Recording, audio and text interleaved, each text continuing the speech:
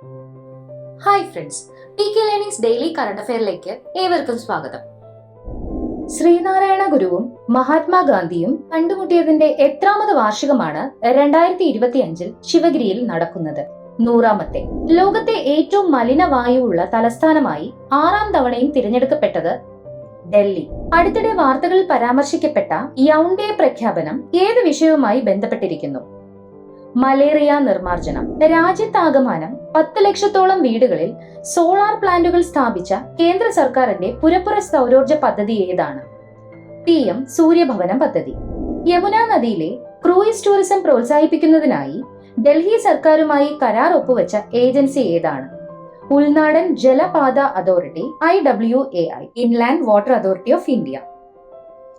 UAPA section 3(1) പ്രകാരം കേന്ദ്ര സർക്കാർ നിയമവിരുദ്ധ സംഘടനകളായി പ്രഖ്യാപിച്ച സംഘടനകൾ ഏതൊക്കെയാണ്?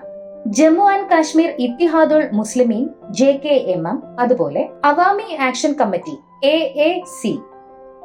മൗറീഷ്യസിന്റെ പരമോന്നത പുരസ്കാരമായ the grand commander of the order of the star and key of the Indian ocean ലഭിക്കുന്ന ആദ്യ ഇന്ത്യക്കാരനായി മാറിയത് ആരാണ്?